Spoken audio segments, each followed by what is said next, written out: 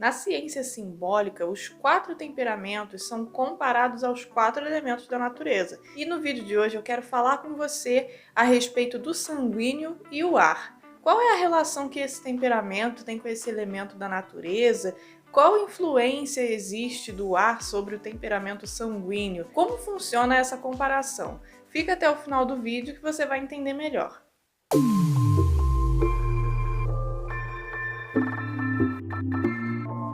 Olá, eu sou a Ruth Gomes, seja muito bem-vindo ao Temperamentando, o canal onde a gente fala a respeito dos 4 temperamentos, usando eles como uma ferramenta de autoconhecimento e no nosso relacionamento com as outras pessoas. Se você já acompanha nosso canal há um tempo, você já sabe que aqui a gente estuda os temperamentos pela linguagem simbólica, onde cada temperamento é comparado a um elemento. E por que a gente faz isso? Porque fica mais fácil da gente entender como funciona determinado temperamento se a gente comparar ele com um elemento. Quando a gente usa essa linguagem simbólica para estudar a respeito dos temperamentos, fica muito mais fácil a gente entender como funciona, no caso do vídeo de hoje, o sanguíneo, por exemplo.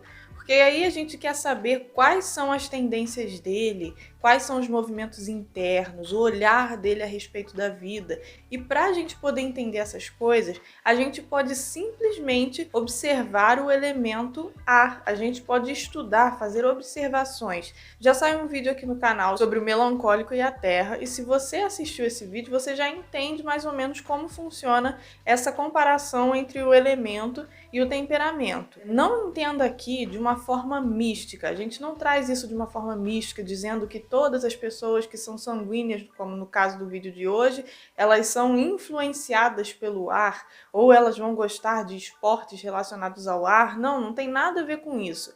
É só como se o temperamento sanguíneo carregasse características do ar, não que o elemento tenha influência em si sobre os sanguíneos, mas como se a descrição de um sanguíneo fosse a descrição do ar.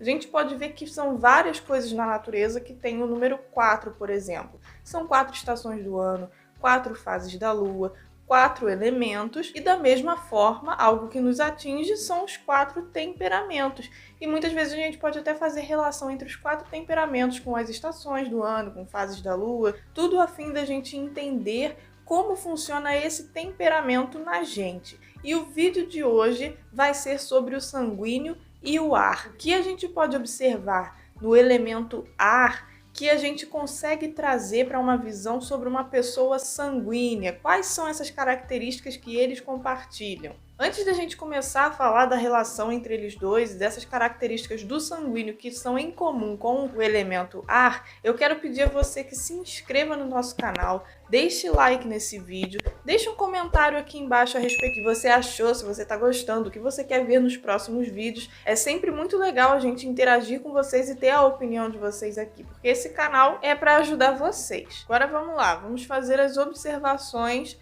a respeito do elemento ar. Como a gente pode observar o ar e trazer isso para dentro do temperamento sanguíneo. O primeiro ponto que a gente pode observar a respeito do ar é a expansividade. Quando a gente fala do temperamento sanguíneo, a gente traz isso como extroversão. E se a gente observar o elemento ar, a gente percebe que ele é expansivo. Por quê? Aqui onde eu estou agora, ou onde você está, é cheio de ar. E o ar, ele não pode exatamente ser contido, ele pode ser direcionado, como por exemplo quando a gente usa um secador ou um ventilador, um leque, né? A gente consegue movimentar e agitar mais esse ar, mas onde quer que a gente esteja, ele já está, ele é expansivo, ele abrange tudo. Como se quando a gente fosse falar de ar, a nossa tendência é fazer esse movimento aqui. Porque o ar, ele é abrangente, ele está à nossa volta, ele é expansivo. E da mesma forma que o ar é expansivo, a gente nota que os sanguíneos também são. Você já percebeu que um sanguíneo, geralmente quando ele chega no ambiente, ele chega meio que tomando conta do espaço. Em geral, ele não faz força para isso acontecer, ele simplesmente já chega e tá falando e tá sorrindo, e o sorriso dele é contagiante, e o que ele fala é engraçado, e a presença dele é marcante, da mesma forma que o ar. Se chega num ambiente, o sanguíneo ele faz como o ar, ele preenche. Eu não sei se já aconteceu com vocês, mas já aconteceu muito comigo. Quando eu estudava com alguns alunos que eram sanguíneos. E eles eram muito faladores, eram engraçados, brincalhões e conversavam no meio da aula. Só que no dia que esses sanguíneos faltavam à aula, a primeira coisa que os professores falavam, ou que a gente que era aluno percebia, era: nossa, como tá quieto aqui hoje, parece que tá vazio. Mas não é que estava vazio, os alunos estavam todos lá.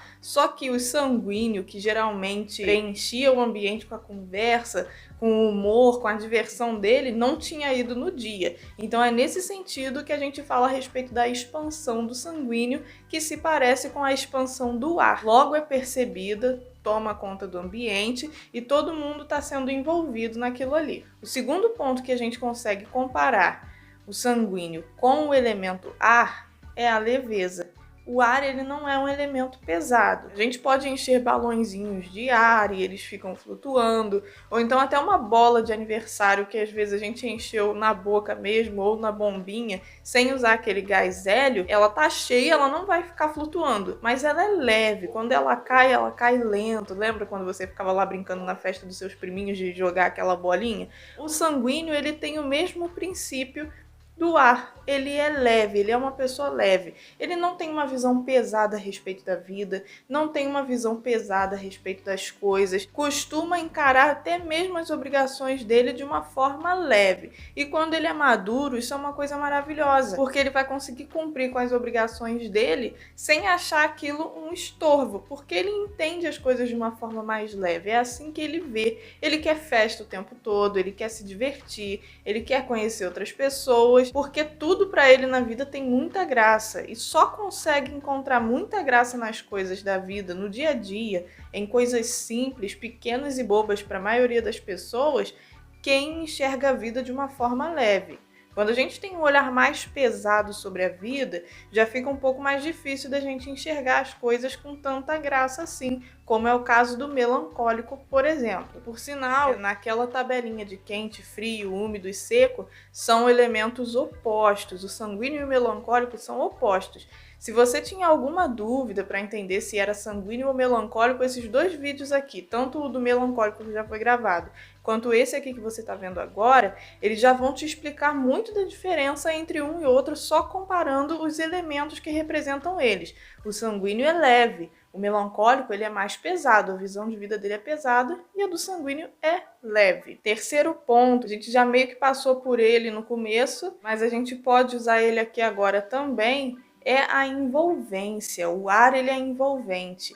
Eu tô aqui e eu tô envolta pelo ar, ele tá em volta de mim, ele tá em volta desse microfone, em volta de você aí onde você está, tá no seu quarto, na sua sala, onde quer que esteja, e está envolvendo as coisas. Você não vê uma resistência nesse ar. Você não vê, por exemplo, pega o seu celular, levanta e o ar fica marcado pelo seu celular. Não fica, ele simplesmente está envolvendo ali o tempo todo. E o sanguíneo também é assim, ele é envolvente. Onde ele chega para conversar com as pessoas, a intenção dele é estar envolvendo, estar agradando até de certa forma. Nessa envolvência também do sanguíneo, a gente pode considerar justamente o fato dessa empolgação que ele sente com pouca coisa. Tudo para ele é muito envolvente e ele também quer envolver tudo. Gosta de ver a natureza, de sair com os amigos, de comer, gosta de assistir um filme, escutar uma música, tudo ele quer envolver, tudo não tem peso para ele. E isso também tem a ver com aquela empolgação que a gente fala que o sanguíneo às vezes gosta de 500 coisas ao mesmo tempo. É justamente por isso, por causa dessa expansão que a gente já falou, combinada justamente com essa envolvência, né? Às vezes o sanguíneo faz isso no dia a dia dele, tá interessado em 1000 atividades ao mesmo tempo, tem 1000 hobbies, quer fazer 1000 coisas ao mesmo tempo, conversar com 1000 pessoas diferentes, tudo porque ele tá sempre querendo envolver tudo, porque ele é como o ar, ele quer ser envolvente, ele é envolvente. Mais um ponto que o sanguíneo tem em comum com o ar é a dispersão. O ar, como eu falei aqui, ele não pode ser contido. Se eu fizer assim na minha mão, tem ar aqui dentro, mas o ar também está fora. Eu não consegui conter o ar aqui. E com o sanguíneo isso é a mesma coisa. Ele tem muita dificuldade de concentração. E muitas vezes essa dificuldade de concentração é literalmente, por exemplo, se focar em uma coisa só durante muito tempo. Porque a mente dele é como se fosse esse ar, ela tá sempre dispersa, envolvendo várias coisas. Aí ele precisa estar ali focando numa tarefa e ele tá envolvendo um filme que ele viu, tá envolvendo uma coisa que ele quer comprar e tá pensando em algo que ele queira fazer, em uma curiosidade que ele tenha. Então a mente dele é como se fosse aberta, assim, livre, é como se tivesse sempre muito espaço, sempre abrindo nesse movimento, querendo envolver todas as coisas, e por isso ele acaba se tornando uma pessoa dispersa. Mas é claro, a gente precisa entender, ele como se ele tivesse uma presença do ar nele, mas não é que o ar afete ele de forma cósmica, e ele precisa entender que ele não é o ar. A respeito do ar ser assim, a gente não pode fazer nada, mas o sanguíneo ser dessa forma, ele precisa cuidar. Então ele precisa acabar usando métodos de estudo, como por exemplo o método Pomodoro, que eu vou deixar o site explicando para vocês aqui embaixo na descrição, formas de estudar, de fazer as tarefas dele de uma forma que ele consiga render. Porque se ele tentar agir como se ele fosse uma pessoa seca, por exemplo, um colérico ou um melancólico, e tentar fazer as coisas como eles fazem, ele acaba se perdendo, porque a mente dele divaga muito rápido. E o próximo ponto é puxado desse que a gente acabou de falar, ele é disperso como o ar. Isso também acaba tornando ele uma pessoa inconstante. O ar, ele nunca está exatamente da mesma forma. Pode até ser que aqui ele esteja mais parado, mas se eu fizer isso daqui com a minha mão, eu já agitei o ar aqui, eu estou sentindo o movimento do ar no meu rosto. E o sanguíneo é a mesma coisa, ele é inconstante. Por ele estar querendo sempre envolver, ser envolvido, por ser muito leve, expansivo e disperso, isso acaba tornando ele inconstante. Então é o que a gente sempre fala nos vídeos, começar um projeto e não terminar. Começa um livro, enjoa do livro e já quer outro livro. É nesse caminho aí que ele acaba seguindo, justamente por causa dessa inconstância que ele compartilha com o elemento ar. Outro ponto que a gente já pode analisar, observando o ar. A gente até passou por ele mais ou menos quando a gente falou a respeito da envolvência. Lembra que eu te falei que se você pegar o seu celular, você não consegue ver a marca do ar ali porque ele está envolvendo?